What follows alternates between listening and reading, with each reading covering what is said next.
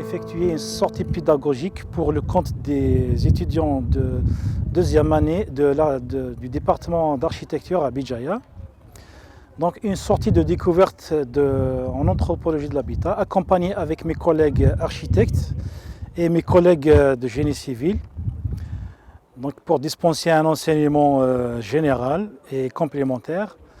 Donc nous sommes venus la semaine passée pour voir le projet urbain dans sa totalité, en ce qui concerne l'aspect macro ou bien sur l'approche macro. Nous avons vu un peu le système urbain et le système constructif, en ce qui concerne aussi le paysage urbain, les façades, les traitements des façades.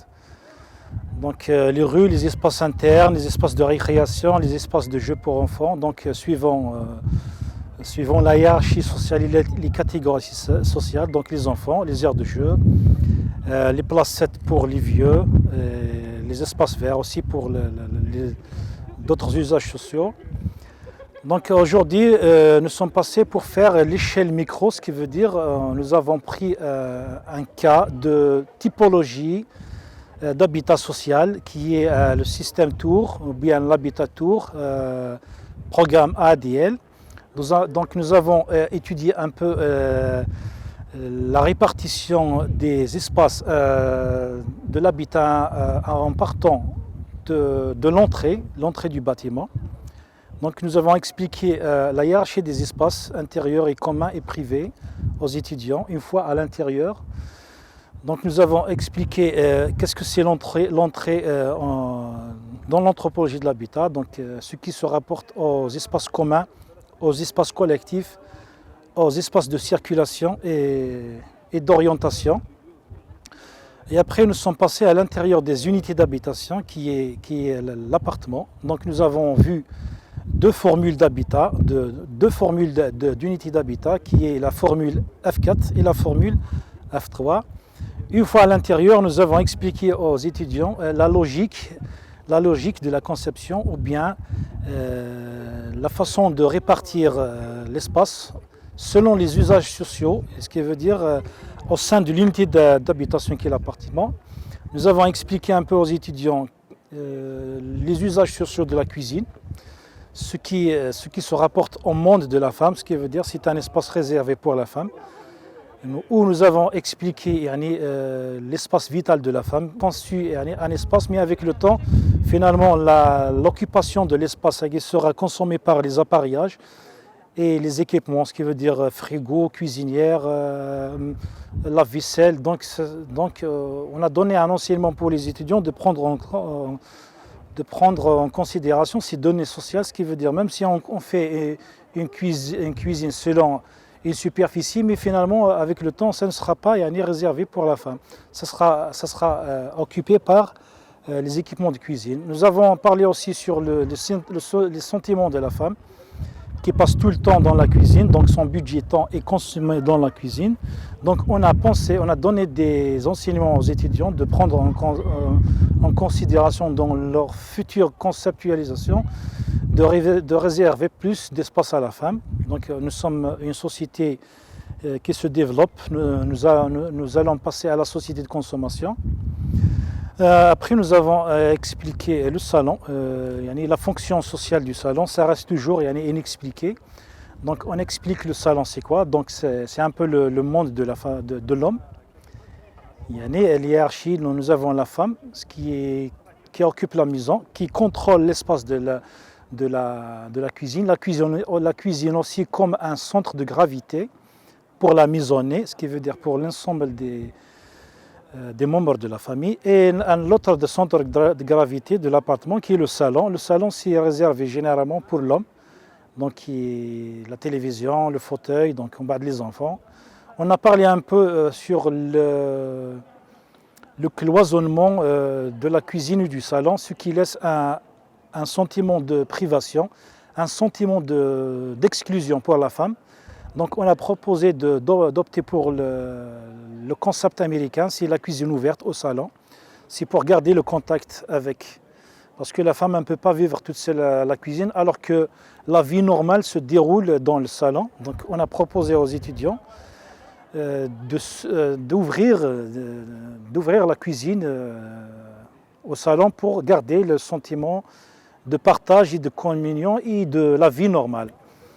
Donc nous avons parlé aussi des espaces de circulation au sein du bâtiment. Donc nous avons les espaces verticaux, ce qui veut dire le hall ou bien le palier, qui assure ici une fonction de circulation horizontale, ce qui veut dire c'est un hall. Et en même temps, c'est un espace de communion et c'est un espace de collectif. C'est un espace de contact entre les habitants, surtout le matin par exemple. Les gens ils prennent leur temps pour se saluer, pour discuter. C'est pour ça à l'entrée, elle est toujours, on a réservé un espace un peu spacieux pour gérer les flux, les va-et-vient des habitants et les ouvertures aussi. L'entrée principale qui est dimensionnée pour répondre aussi aux données sécuritaires qui se rapportent au flux ou bien au mouvement de panique, on dit en sociologie.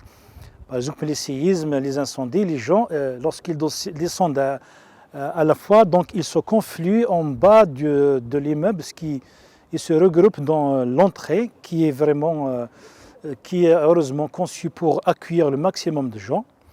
Donc à peu près, nous avons vu aussi les modifications qui se fassent par rapport aux habitants, ce qui veut dire les logiques d'occupation et d'appropriation de l'habitat.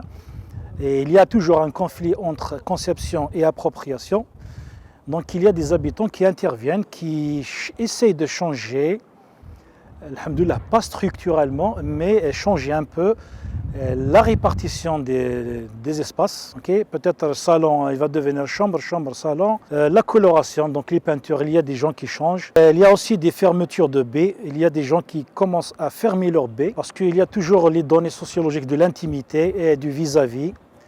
Ce qui veut dire les gens ici, ils sont en train de revoir la conception originale de l'architecte parce qu'il y a deux logiques. Là, la logique de la conception de l'architecte, il a sa propre conception, son propre argumentaire.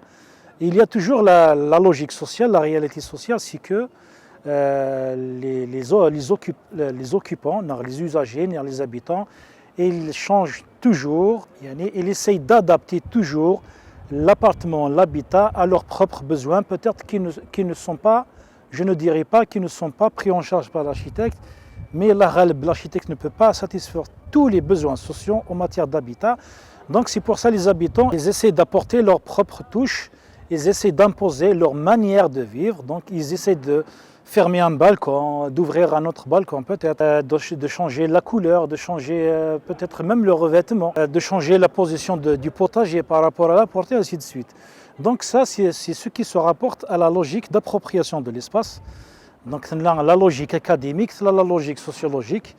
Donc il y a toujours ce conflit entre l'architecture et les habitants et les usagers en général. Nous avons parlé aussi sur le contrôle, le pouvoir sur l'espace. Nous avons expliqué aux étudiants que l'espace est géré de deux manières. Ce qui veut dire l'espace intérieur, intime, qui est l'appartement. On garde la propreté, on maintient aussi, mais à l'extérieur, c'est autre chose. L'extérieur, c'est le public, c'est le collectif. Donc c'est tout le monde qui se désengage, qui se déresponsabilise. Donc chacun, il utilise ça comme il veut, comment dirais-je. C'est pas tout le monde qui prend la responsabilité. On voit toujours les poubelles à l'entrée. On trouve peut-être des meubles cassés. Donc ça va devenir un espace de tout le monde et un espace de personne. Donc il n'y a pas de contrôle social ici. Donc à peu près c'est ça le but objectif général de cette sortie pédagogique. Mes collègues aussi sont intervenus en ce qui concerne les phénomènes qui sont liés à leur propre module qui est le génie civil, donc le système constructif, coffrage tunnel, ainsi de suite. Tout ce qui concerne la tuyauterie, tout ce qui concerne les normes de sécurité, donc les colonnes montantes, les colonnes sèches, les pompiers, l'électricité à part, l'eau à part. Donc on a essayé de respecter l'aspect sécuritaire de l'habitat. Les architectes aussi sont intervenus sur la conception, sur les typologies et les formules d'habitat. En général, c'est ça, alhamdoulilah, nous avons atteint l'objectif de la sortie. Inch'Allah, la semaine prochaine, nous allons faire un autre type d'habitat. Donc nous sommes dans l'habitat urbain, moderne.